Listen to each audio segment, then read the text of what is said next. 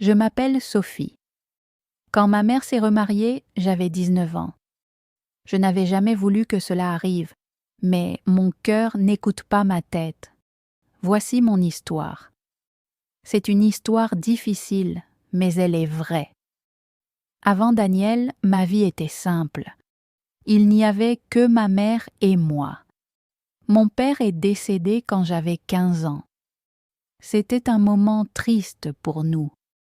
La maison semblait très silencieuse. Ma mère travaillait beaucoup. Elle était infirmière à l'hôpital local. Elle était toujours fatiguée, mais elle souriait toujours pour moi. Mon père me manquait tellement. Il m'avait appris à faire du vélo. Il m'avait appris à planter des fleurs dans notre petit jardin. Après son départ, le jardin n'était plus beau. Les fleurs ne poussaient pas. C'était comme notre famille. Un peu triste, un peu vide. J'étais à l'université. J'étudiais l'art. J'aimais peindre. La peinture était ma façon de parler. Quand j'étais triste, je peignais avec des couleurs sombres.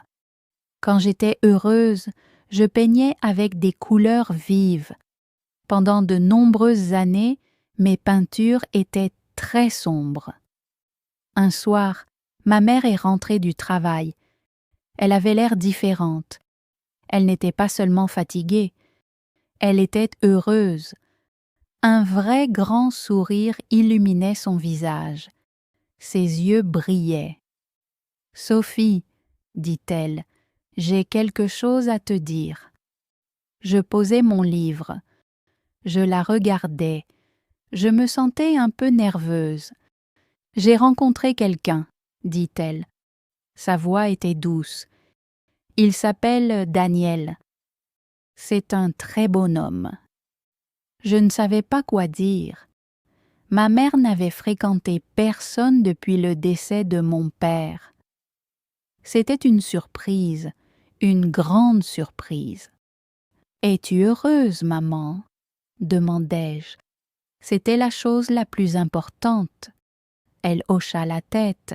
« Oui, je suis très heureuse. » Alors, je souris. « Alors, moi aussi je suis heureuse. » Et je l'étais. Je voulais que ma mère soit heureuse. Elle le méritait. Une semaine plus tard, j'ai rencontré Daniel. Il est venu chez nous pour dîner. J'étais très nerveuse. Et si je ne l'aimais pas? Et s'il n'était pas un homme bien? Il est entré et il était grand. Il avait des yeux bienveillants, de la couleur du ciel par une journée ensoleillée. Ses cheveux avaient quelques mèches grises. Il souriait et tout son visage souriait avec lui. Il n'essayait pas d'être mon nouveau père. C'était juste un homme qui rendait ma mère heureuse. « C'est un plaisir de te rencontrer enfin, Sophie, » dit-il. Sa voix était calme et profonde. « Ta mère parle de toi tout le temps. » Je lui souris. « Enchantée de vous rencontrer aussi. » Le dîner n'était pas étrange. C'était facile. Daniel était facile à aborder. Il me posait des questions sur l'université. Il s'intéressait à mon art. Il écoutait vraiment. Mon père était aussi un bon auditeur. Cette petite pensée réchauffa un peu mon cœur. Après ce dîner, Daniel passait plus de temps chez nous. Lui et ma mère étaient très heureux ensemble. Ils riaient beaucoup. La maison n'était plus aussi silencieuse. Elle était remplie d'un nouveau son, le son du bonheur. 6 mois plus tard, ils m'annoncèrent qu'ils allaient se marier. J'étais heureuse pour eux. Vraiment, je l'étais. Daniel était un homme bien. Il était gentil avec ma mère. Il était gentil avec moi. Tout semblait juste. Ils se marièrent dans notre petit jardin arrière. C'était une belle journée. Le soleil était chaud. Ma mère portait une simple robe blanche. Elle avait l'air d'être redevenue une jeune fille. Daniel la regardait comme si elle était la seule personne au monde. Après le mariage, Daniel a emménagé dans notre maison. Ma vie a changé. Ce n'était plus seulement ma mère et moi. Maintenant, nous étions une famille de 3. Au début, c'était un peu étrange d'avoir de nouveau un homme dans la maison, d'entendre ses pas le matin, de voir sa tasse de café à côté de celle de ma mère. Mais Daniel rendait tout facile. Il était toujours respectueux. Il n'entrait jamais dans ma chambre sans frapper. Il me laissait mon espace. Il essayait d'être un bon beau-père. Il n'était pas mon père. Il le savait et n'a jamais essayé de l'être. Il était juste Daniel. Les problèmes ont commencé lentement, si lentement que je ne les ai même pas vus venir. Ce n'était pas une seule grande chose, c'était de nombreuses petites choses. Un après-midi, j'étais dans la cuisine. J'essayais d'atteindre une étagère haute. Je ne suis pas très grande. J'étais debout sur une chaise, mais c'était encore trop haut. « Tiens, laisse-moi t'aider » dit une voix derrière moi. C'était Daniel.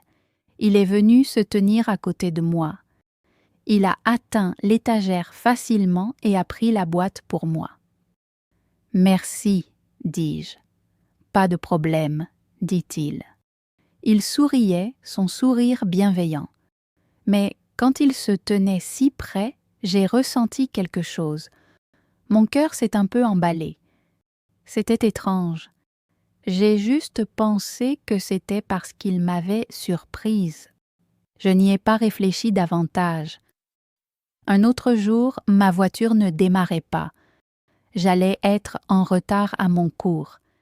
J'étais très stressée. Je ne savais pas quoi faire. Daniel est sorti. « Qu'est-ce qui ne va pas ?» demanda-t-il.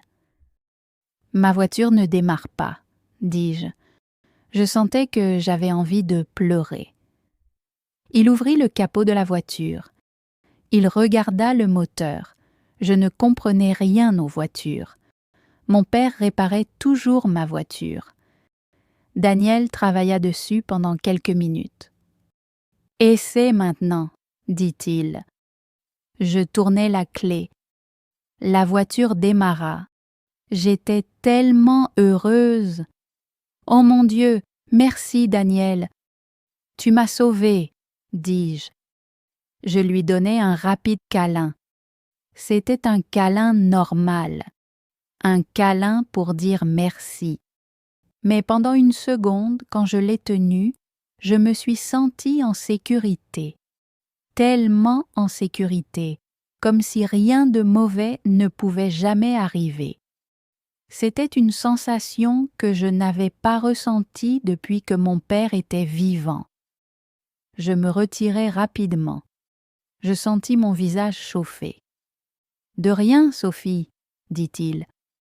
Il souriait toujours. Il ne semblait remarquer rien d'étrange. Je conduisis jusqu'à l'université, mais mon esprit n'était pas concentré sur mon cours. Il était sur ce sentiment d'être en sécurité dans ses bras. C'était mal. Il était le mari de ma mère. Il était mon beau-père. Je me disais d'arrêter. Je me répétais que c'était juste parce que mon père me manquait. C'était tout. Mais les petits moments continuaient. Nous découvrîmes que nous aimions les mêmes vieux films. Ma mère ne les aimait pas. Elle les trouvait ennuyeux. Alors, un soir, ma mère est sortie avec ses amis. Daniel et moi étions seuls à la maison. « Il y a un vieux film à la télé ce soir, » dit-il. « Veux-tu le regarder ?»« Oui, » dis-je, peut-être un peu trop enthousiaste. Nous avons fait du pop-corn. Nous nous sommes assis sur le canapé et avons regardé le film. C'était agréable. Nous avons ri au même moment. Nous parlions des acteurs. Cela semblait si normal, si facile. C'était comme regarder un film avec un ami. Mais ensuite, pendant une partie triste du film, j'ai senti une larme couler sur ma joue. J'ai essayé de l'essuyer rapidement. Je ne voulais pas qu'il me voie pleurer, mais il a vu. Il n'a rien dit. Il m'a simplement tendu un mouchoir. Ses doigts ont effleuré les miens. C'était un petit contact, mais cela ressemblait à de l'électricité. Mon cœur a commencé à battre très vite. Je l'ai regardé. Il regardait la télévision. Peut-être qu'il ne l'a pas ressenti. Peut-être que c'était juste moi. J'étais tellement confuse. Mon esprit disait « C'est mal, Sophie. C'est le mari de ta mère. » Mais mon cœur ressentait autre chose. Il ressentait une connexion profonde. J'ai commencé à passer plus de temps avec lui. Nous parlions dans la cuisine pendant qu'il préparait le dîner. Ma mère travaillait souvent en horaire décalé, alors il n'y avait que nous deux. Nous parlions de tout, de mes rêves pour mon art, de son travail d'architecte. Nous parlions de livres et de musique. Il était si intelligent et s'intéressait à ma vie. Il se souvenait du nom de mon professeur. Il demandait comment se passait mon projet difficile. Il se souciait vraiment. Un jour, je travaillais sur une peinture dans le garage.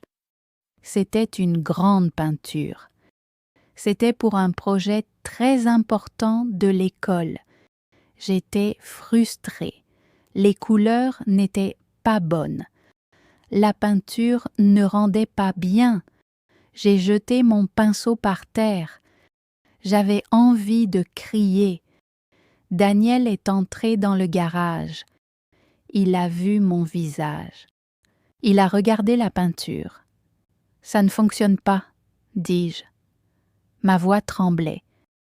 Il s'est approché et s'est tenu à côté de moi. Il a regardé ma peinture longuement. Il était silencieux. « Que veux-tu exprimer avec cette peinture ?»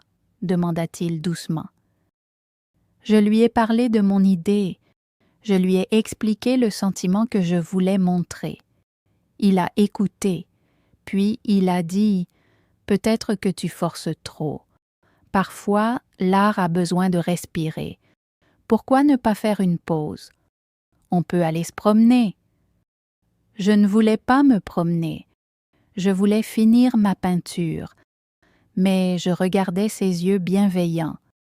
Je dis « D'accord. » Nous avons marché jusqu'à un parc proche. Au début, nous ne parlions pas beaucoup. Nous marchions simplement. L'air était frais. Les arbres étaient verts. Je commençais à me sentir calme. Puis il commença à parler. Il me raconta une période de sa jeunesse. Il construisait quelque chose et ça ne fonctionnait pas. Il était tellement frustré, tout comme moi. Il dit qu'il avait appris que parfois il fallait prendre du recul. Il faut regarder le problème d'un autre point de vue. Son histoire m'a aidée. Elle m'a fait sentir que je n'étais pas seule. Quand nous sommes revenus à la maison, j'ai regardé ma peinture. Je l'ai vue différemment. Je savais quoi faire. « Merci, Daniel, » dis-je. Je le regardais, et à ce moment-là, je réalisais quelque chose de terrifiant. Je n'étais pas seulement reconnaissante, je n'étais pas seulement heureuse de l'avoir dans ma vie. J'étais en train de tomber amoureuse de lui. Cette pensée fut comme un coup dans l'estomac. C'était impossible, c'était terrible. C'était la pire chose au monde. Il était mon beau-père. Il aimait ma mère. Ma mère l'aimait. Je me sentais malade. Je courus dans ma chambre et fermai la porte. Je m'assis sur mon lit et tout mon corps tremblait. Qu'est-ce qui n'allait pas chez moi? Comment pouvais-je ressentir ça? J'aimais ma mère. Je ne voudrais jamais lui faire de mal. Jamais. J'essayais de stopper mes sentiments. Vraiment. J'ai commencé à éviter Daniel. Quand il était dans la cuisine, je restais dans ma chambre. Quand il regardait la télévision, j'allais à la bibliothèque. J'essayais de rester occupée. J'essayais de m'éloigner de lui. C'était si difficile. La maison semblait froide à nouveau. Ma mère le remarqua. « Tout va bien, ma chérie ?» me demanda-t-elle un soir. « Tu sembles si silencieuse ces derniers temps. »« Ça va, maman, mentis-je. Juste beaucoup de travail scolaire. » Elle me prit dans ses bras. « Ne travaille pas trop. Ta présence me manque. » Ces mots me firent sentir tellement coupable. J'étais une fille terrible. Daniel le remarqua aussi. Je pouvais sentir qu'il me regardait. Parfois, il avait un regard triste. Il ne comprenait pas pourquoi je l'évitais. Un soir, il frappa à ma porte. « Sophie, puis-je te parler une minute ?» demanda-t-il. Mon cœur fit un bond. « Je suis occupé, » dis-je. « S'il te plaît, » dit-il doucement. J'ouvris la porte. Il se tenait là, l'air inquiet. « Ai-je fait quelque chose de mal ?» demanda-t-il. « Tu m'évites ? Si je t'ai contrarié, je suis vraiment désolé. » Je regardais son visage gentil et inquiet, et je ne pus pas mentir. « Non, dis-je, tu n'as rien fait de mal. C'est moi, c'est compliqué. » Il avait l'air confus. « Tu peux me parler.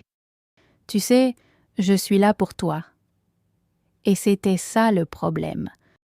Il était toujours là pour moi. Il était gentil, attentionné et compréhensif. Il était tout ce que j'avais jamais voulu chez une personne. Mais il appartenait à ma mère. « Je ne peux pas, » murmurai-je. Mes yeux se remplirent de larmes.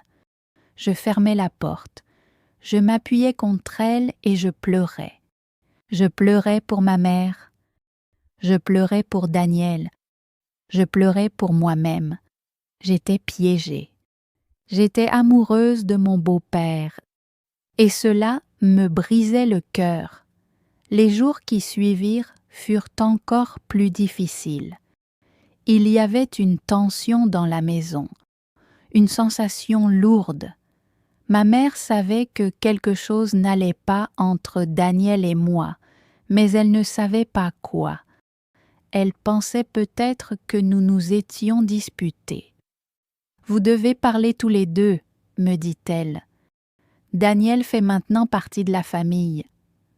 Nous devons résoudre nos problèmes. » Je savais qu'elle avait raison. Mais comment pouvais-je lui parler?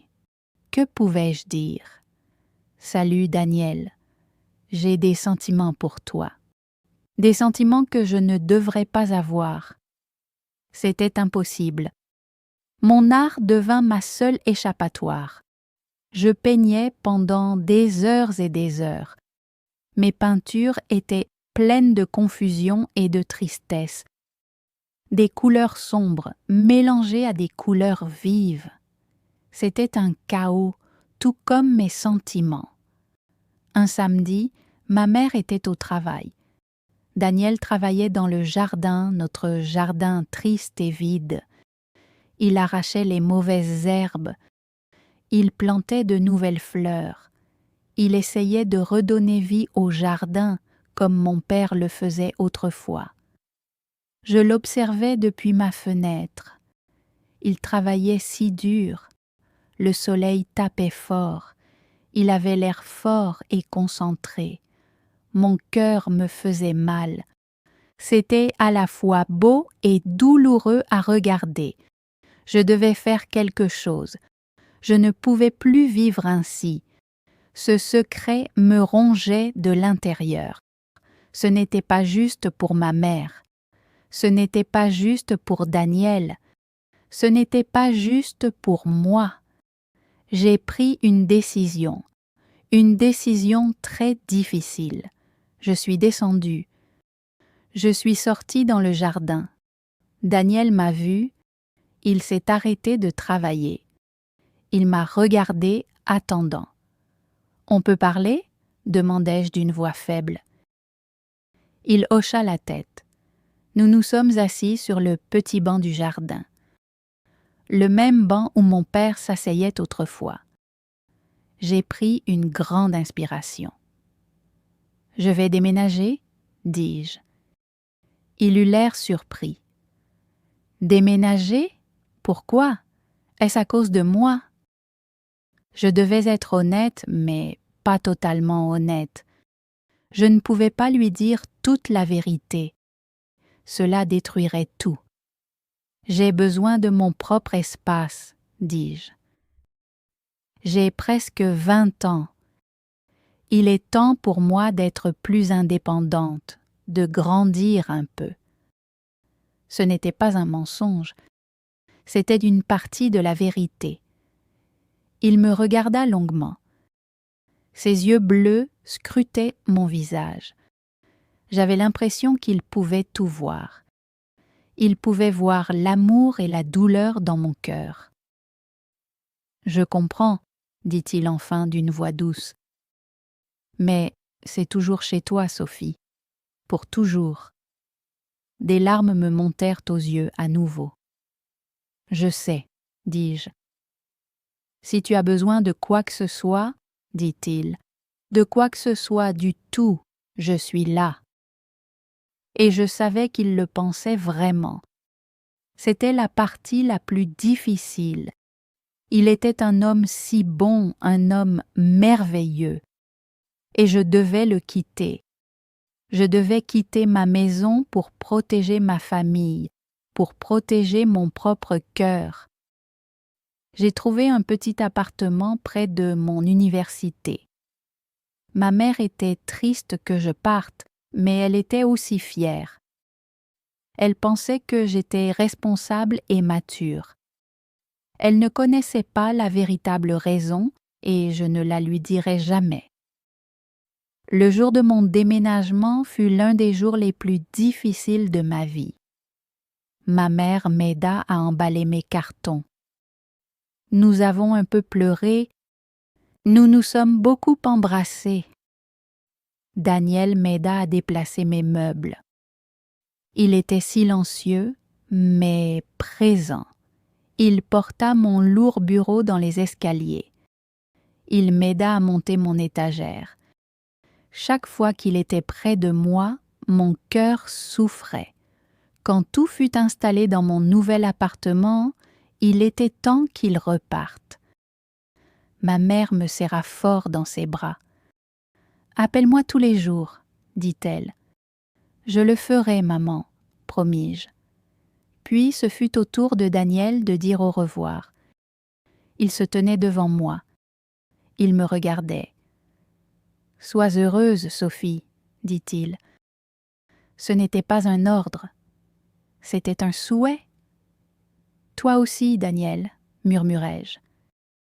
Il me fit un câlin rapide et doux. Il ne dura qu'1 seconde. Mais pendant cette seconde, j'ai tout ressenti. Tout l'amour, toute la tristesse, tous les « et si ». Puis il partit. Je fermai la porte de mon nouvel appartement. J'étais seule, vraiment seule. Les premières semaines furent terribles. L'appartement était silencieux, trop silencieux. Le bruit de ma maison me manquait. Le rire de ma mère me manquait. J'entendais manquer les pas de Daniel. Je pleurais beaucoup. Je me sentais si seule. Parfois je pensais avoir fait une erreur. Peut-être aurais-je dû rester. Peut-être aurais-je pu apprendre à contrôler mes sentiments. Mais je savais que ce n'était pas vrai. La distance était la seule solution. Je me concentrais sur mon art. Je déversais toute ma douleur et ma confusion sur la toile. Mes peintures commencèrent à changer. Elles étaient encore tristes, mais elles étaient aussi honnêtes. Elles étaient réelles. Mon professeur d'art le remarqua. « Sophie, dit-elle un jour, ton travail a tellement d'émotions maintenant. C'est puissant. » Ces mots me firent me sentir un peu mieux. Peut-être que quelque chose de bon pouvait naître de cette douleur. Je parlais avec ma mère au téléphone tous les jours. Je rendais visite pour le dîner tous les dimanches.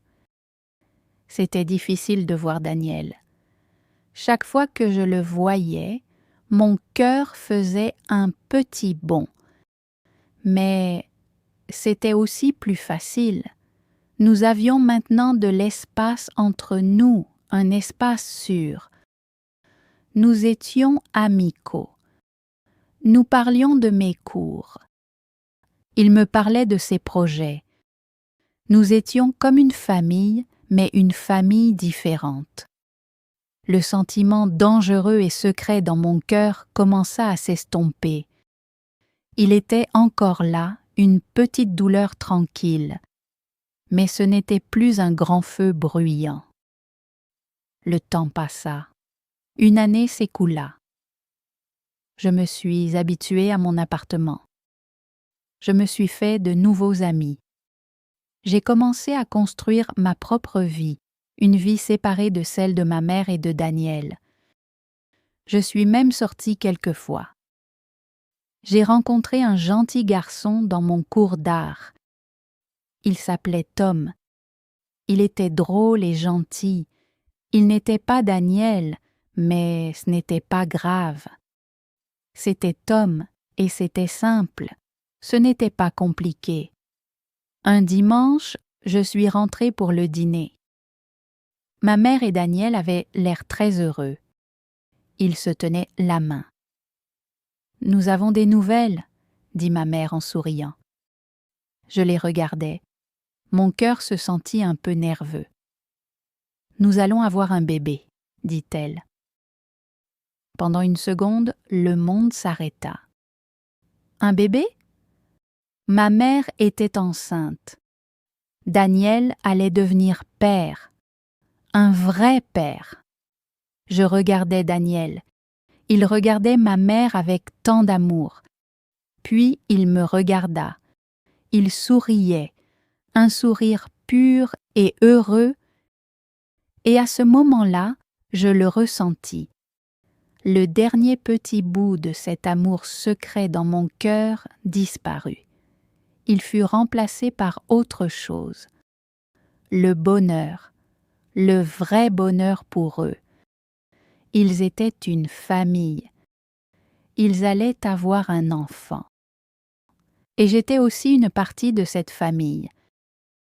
J'allais devenir grande sœur. Je souris, un vrai grand sourire. C'est merveilleux, dis-je, et je le pensais vraiment. Mon petit frère est né 6 mois plus tard. Il s'appelle Axel. Il est parfait. Il a les cheveux de ma mère et les yeux bleus de Daniel. Le tenir pour la première fois fut magique.